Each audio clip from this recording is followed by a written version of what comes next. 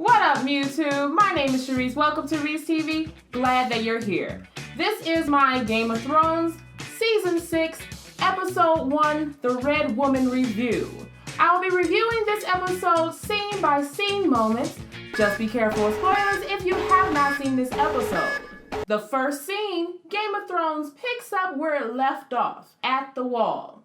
Jon Snow is left in the snow where he was killed, and the ruckus that Ghost makes alerts Sir Davos. Sir Davos comes out of Castle Black to find Jon Snow's body and the traitor sign above it. He and those loyal to Jon Snow take Jon Snow's body into a bolted room. Upon seeing Jon Snow's body, Melisandre says in a defeated tone, "I saw him in the flames fighting for Winterfell," where Davos says, "I can't speak for the flames, but he's gone." I feel like Sir Davos is the showrunners constantly telling us that dead is dead. But could this be the confirmation that we've been waiting for, that Jon Snow will be back? The callback to when she saw Snow in the flames seems like a definite confirmation. Up until this point, many fans speculated that she was actually talking about Jon Snow, but this is the first time that it has been confirmed. Elsewhere in the castle, the treacherous Alliser Thorne admits to killing Jon Snow, and he defends himself,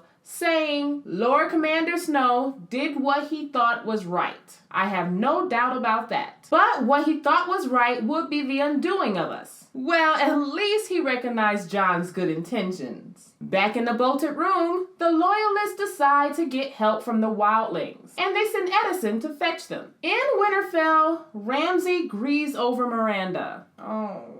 Before telling his man that he doesn't care what is done to her body. The most surprising suggestion is that she's fed to the hound. His conversation with his father doesn't go well for Ramsay when he is basically told no heir from Sansa Stark equals no legitimacy to rule the North. With a possible legitimate brother on the way, Ramsay is desperate to get Sansa back. North of Winterfell, Sansa and Theon are on the run from the Bolton's trackers and the hounds. Sansa hesitates at the river, saying that she will die, and Theon basically tells her, well, you either lose your pretty face or you die.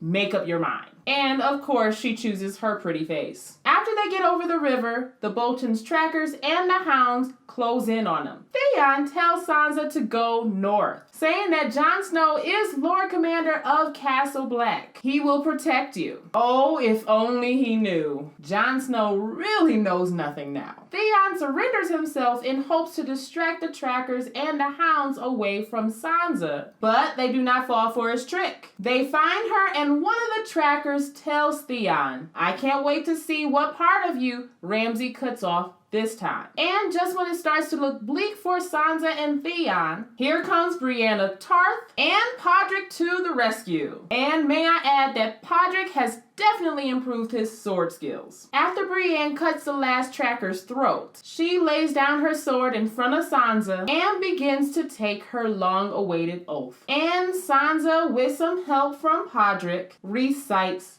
the acceptance of that oath. In King's Landing, the ship with Bronn, Jaime, Tristan, and the now dead Myrcella comes into King's Landing harbor. Cersei sees the casket from afar and her heart drops. In the castle, she explains to Jaime that she knew that this would happen, that a witch foretold that all three of her children would die. And she continues to say, everything that she said came true. You couldn't have stopped it. And Jaime tells her to forget prophecy, and he declares revenge. So, did I miss something? I mean, I know Joffrey died at the Purple Wedding. Myrcella died by poison kiss. But when did Tommen die? I mean, I know that Tommen struggles to matter in the show, but you're his parents. You have no excuse. Meanwhile, Marjorie is still prisoner in the Red Keep. She asks to see her brother, and Septa Eunelia asks her to confess. Marjorie then demands to see her brother because she is the queen. And Septa Eunelia's response is, Sinners don't make demands, only confessions. This scene turns into a bit of a good cop, bad cop game when the High Sparrow enters the cell. He says Septa Unella can be overzealous at times. And to that I say, you think? In Dorne, news of Princess Marcella's death gets to Prince Doran. And as he's processing the news, the Sand Snakes quickly dispose of him, his guard, and the messenger. Aw, come on, you don't kill the messenger. That's bad luck. Just ask Leonidas. Now back at King's Landing on the boat, just when you thought that Tristan is safe, he is surrounded by sand snakes. But they are merciful enough to give him a choice as to who kills him. He chooses Nemaya, the one with the whip, and he stupidly turns his back on Obera, the one with the spear, and Obera kills him. Duh. Somewhere in Essos, Jorah and Diero continue their search for Dany, following clues left by Dany as well as Drogon. Within the Dothraki horde, Dany is handcuffed, whipped, and sexually harassed on the way to see Khal Morrol. Once she reaches Khal Morrol, she reveals who she is in their tongue. Khal Morrol is not impressed, and he declares that she is a slave or a wife. I'm not sure which one. However, when Dany reveals that she is the widow of Khal Drogo, Khal Morrol has a change of heart, to Dany's satisfaction. Oh, well, that changes everything, he says. Then he throws her a curveball and tells her that she is to spend the rest of her days in the widow's temple,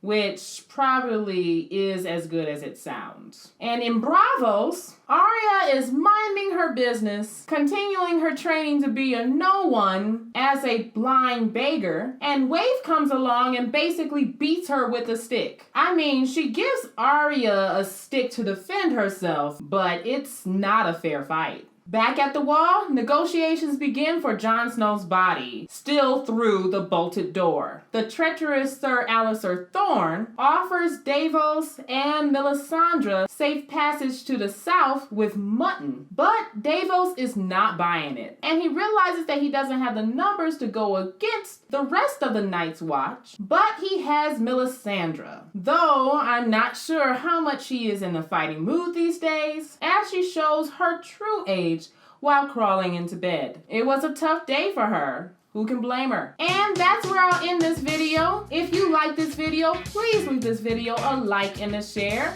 I make a video every week, so please subscribe so I can see you next time. Bye-bye.